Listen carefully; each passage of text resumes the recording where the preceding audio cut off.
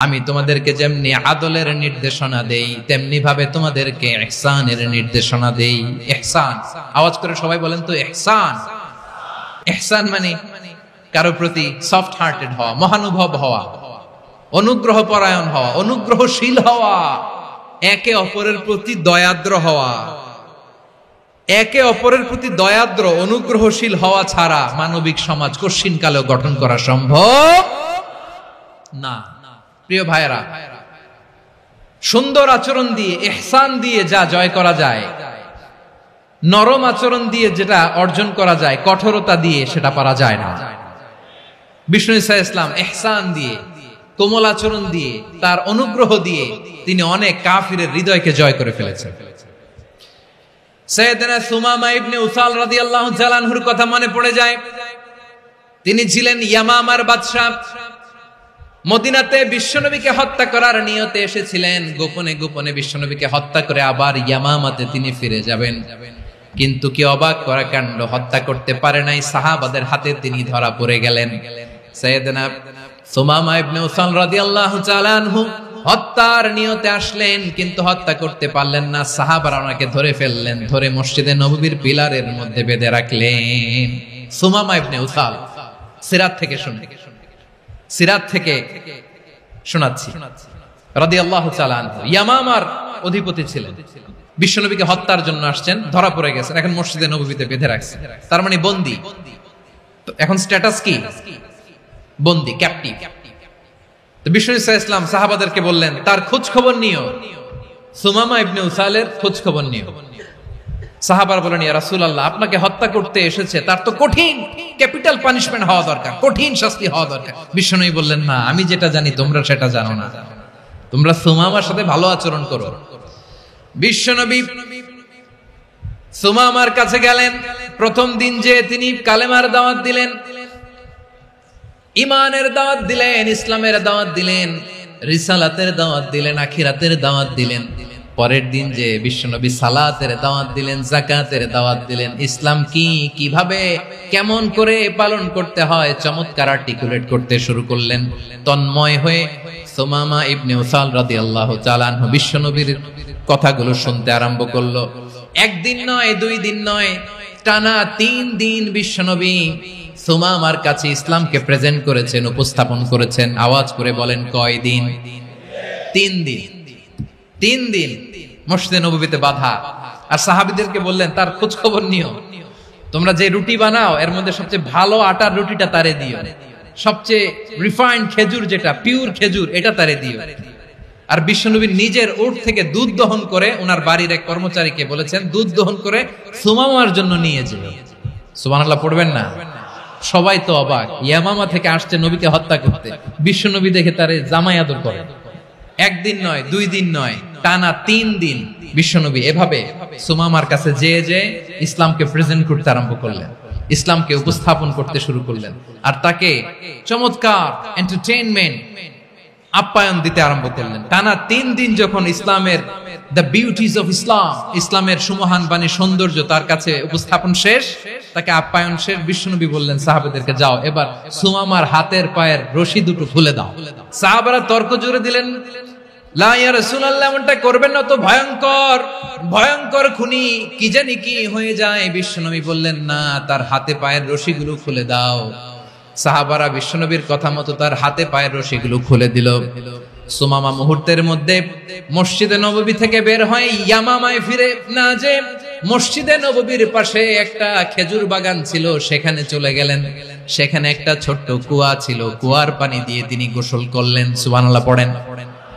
কুয়ার পানি দিয়ে গোসল করে মসজিদে নববীর সামনে এসে বিশ্বনবী এবং সাহাবাদের সামনে দাঁড়িয়ে সাব্বাবা উঁচু করে বললেন, আশহাদু আল্লা ইলাহা ইল্লাল্লাহ ওয়া আশহাদু আন্না মুহাম্মাদান আবদুহু ওয়া রাসূলুহু।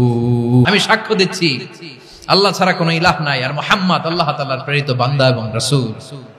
প্রিয় ভাইরা, ইহসান দিয়ে যা জয় করা যায়, কঠোরতা দিয়ে সেটা কশিনকালেও জয় করা যায় না। আওয়াজ করে বলেন, ঠিক কি না? এবার সুমামা দাঁড়িয়ে বলে, ওগো নবী, আমি তো কালিমা পড়ে মুসলমান হয়ে গেলাম, এবার শোনেন, এই মুহূর্তের আগে আপনার চেহারার চাইতে নিকৃষ্ট কোনো চেহারা আমার কাছে ছিল না, কিন্তু শাহাদা পাঠ করার পরে আপনার চেহারার চাইতে উত্তম শ্রেষ্ঠ কোনো চেহারা আমার কাছে আর নাই। ও নবী, আজকের দিনের আগে ইসলাম ধর্মের চেয়ে নিকৃষ্ট অপছন্দনীয় কোনো ধর্ম আমার কাছে ছিল না, কিন্তু এই মুহূর্ত থেকে ইসলামের চেয়ে সেরা শ্রেষ্ঠ পছন্দনীয় কোনো ধর্ম আমার কাছে নাই। নবী গো, আজকের দিনের আগে মদিনার চাইতে অপছন্দনীয় নিকৃষ্ট কোনো শহর আমার কাছে ছিল না, কিন্তু এই মুহূর্তের পর থেকে মদিনার চাইতে কোনো শ্রেষ্ঠ শহর আমার জানা নাই। সে ছিল গমের বড় ডিলার, গম বেচত। কি বেচত? তার গম কিনে মক্কার লোকেরা রুটি খাইতো। সে ঘোষণা দিল, আজকে থেকে মক্কাবাসীদের জন্য সব গম আমি হারাম করে দিলাম, মক্কাবাসী এখন না খেয়ে মরে। সুবহানাল্লাহ পড়বেন না? মক্কাবাসী বিশ্বনবীর কাছে আসলেন, এসে বললেন, মুহাম্মদ, আমরা তো তোমার ভাই, তোমার চাচা, তোমার ভাতিজা, তোমার আত্মীয়, তুমি সুমামারে বলো সে যেন আবার গমের সাপ্লাই মক্কার জন্য অনুমতি দিয়ে দেয়। বিশ্বনবীর অনুমতি ক্রমে সুমামা আবার মক্কাতে গম পাঠাতে শুরু করলো। পড়েন সুবহানাল্লাহ। ইহসান, ইহসান দিয়ে আপনি যেটা জয় করতে পারবেন, you can win the heart of your enemies. ইহসান দিয়ে আপনি আপনার শত্রুর হৃদয়কে জয় করতে পারবেন। এজন্য আল্লাহ বললেন, ওয়া আনফিকু ফি সাবিলিল্লাহি ওয়া লা তুলকু বিআইদিকুম ইলাত তাহলুকা ওয়া আহসিনু ইন্নাল্লাহা ইউহিব্বুল মুহসিনিন। তোমরা আল্লাহর রাস্তায় দান করবে আর নিজেরা নিজেদেরকে ধ্বংসের হাতে ঠেলে দিও না। তোমরা একে অপরের প্রতি ইহসান করবে, কারণ ইহসানকারীদেরকে আল্লাহ বড় ভালোবাসেন। সুবহানাল্লাহ পড়েন। আবার সূরা রহমানে আল্লাহ বললেন, হাল জাযাউল ইহসানি ইল্লাল ইহসান ফাবিআইয়ি আলা, সবাই পড়েন, ফাবিআইয়ি আলাই রাব্বিকুমা তুকাযযিবান। ইহসানের প্রতিদান হিসেবে ইহসানি হয়। বিশ্বনবী সুমামার প্রতি যেমন ইহসান করেছেন, সুমামাও ঠিক তেমন ইহসান ফিরিয়ে দিয়েছে। ঠিক কিনা বলেন? তাহলে এক নম্বরে হচ্ছে আদ, ন্যায় বিচার। দুই নম্বরে সবাই বলেন ইহসান, সদাচরণ। ইহসান দুই ধরনের প্রিয় ভাইরা, ইহসান ফিল ইবাদা, ইহসান ফিল মুআমালা। ইহসান ফিল ইবাদা হচ্ছে একাগ্র অনুভবে ইবাদতে ডুব দেওয়া, এর নাম ইবাদতের ইহসান। সুবহানাল্লাহ পড়ুন। বিশ্বনবী বলেন, ইহসান মানে কি জানো নাকি? হাদিসে জিবরিলে সাইয়েদনা জিবরিল আলাইহিস সালাম বিশ্বনবীকে বললেন, আখবিরনি আনিল ইহসান। নবী আমাদেরকে বলেন ইহসান মানে কি? বিশ্বনবী বললেন, আনতা আবুদাল্লাহা কাআন্নাকা তারাহু ফাইন লাম তাকুন তারাহু ফাইন্নাহু ইয়ারাক। ইহসান মানে হলো এমন ভাবে তুমি আল্লাহর সামনে নিজেকে উজাড় করে ইবাদত করবে, তুমি ভাববে তুমি আল্লাহকে দেখতে পাচ্ছ।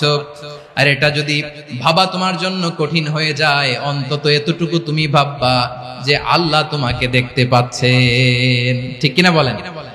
ও আমার বীর চট্টলার ভাইয়েরা, কেউ যেটা দেখে না সেটা দেখে কে? এই বিশ্বাস হৃদয়ের মধ্যে আছে? নামাজে যখন দাঁড়ান এই ফিলিংসটা আনা যাবে? এসা পর্যন্ত যে আমরা হায়াত পাবো কোনো গ্যারান্টি আছে? সবাই আওয়াজ করে বলেন, গ্যারান্টি আছে? গ্যারান্টি নাই। এজন্য বিষ্ণু ইসলাম বলেছে, এমন ভাবে নামাজে দাঁড়াও, ইবাদত করো, মনে করো হতে পারে এটাই আমার জীবনের শেষ নামাজ। পারফর্ম দ্য সালাহ as if this is your last and final prayer. এমন ভাবে সালাতে দাঁড়াও, ভাবো হতে পারে এটাই তোমার জীবনের শেষ নামাজ। এমন ভাবে নামাজে দাঁড়াও, ভাবো এটাই শেষ নামাজ। তাহলে নামাজে একাগ্রতা বাড়ায় দিবে কে? ফলে ইবাদতের ইহসান আমাদের অর্জিত হবে। আর মুআমালাতে ইহসান হলো, বিশ্বনবী বলেন, ইন্নাল্লাহা তাবারাকা ওয়া তাআলা কাতাবাল ইহসানা আলা কুল্লি শাই, ফাইযা কাতালতুম ফাআহসিনুল কিতলা ওয়া ইযা যাবাহতুম ফাআহসিনুয যাবহা ওয়ালিউহিদ্দা আহাদুকুম শাফরাতাহু ওয়ালিউরিহ যাবিহাতাহু। ইহসান দুই ধরনের, আওয়াজ করে বলতে হবে কয় ধরনের? একটা হচ্ছে ইহসান ফিল ইবাদা, ইবাদতে ইহসান। ইবাদতে ইহসান কি? একাগ্র অনুভব দিয়ে ইবাদত করা, মন প্রাণ দিয়ে ইবাদত করা। আর মুআমালাতে ইহসান কি? সব কাজে, দৈনন্দিন কাজে, কর্মে, সামাজিক অ্যাক্টিভিটিতে কোমলতা প্রদর্শন করা, অনুগ্রহের সাথে সবকিছু করা। আল্লাহ তাআলা, ইন্নাল্লাহা তাবারাকা ওয়া তাআলা কাতাবাল ইহসানা আলা কুল্লি শাই, তিনি সবকিছুর ব্যাপারে ইহসানকে আবশ্যক করেছেন। সবকিছু। মুমিনের সব কাজে ইহসানের পরশ থাকবে। ওয়াইদা কাতালতুম ফাহসিনুল কিতলা, বিষ্ণুই বলেন তুমি যখন কাউকে হত্যা করো ইহসানের সাথে করো। সুবহানাল্লাহ পড়বেন না? যখন হত্যা করো তখনও ইহসানের সাথে। আচ্ছা হত্যা করবো আবার ইহসান আসবে করতে করে তো মেরেই ফেলবো আমি। আল্লাহ, ও ভাই একজন খুন করেছে, খুনি, রাষ্ট্রীয় আইনে তার শাস্তি হয়েছে ডেথ পেনাল্টি, মৃত্যুদণ্ড। এখন মৃত্যুদণ্ড দেখে আপনি যেমনি মন চায় তেমনি মারবেন লোকটারে? ওর নাক কেটে ফেলতে পারবেন? ওর কান কাটতে পারবেন? ওর চোখ উপড়ে ফেলতে পারবেন আপনি? যেমন মন চায় তার অঙ্গহানি করা যাবে না।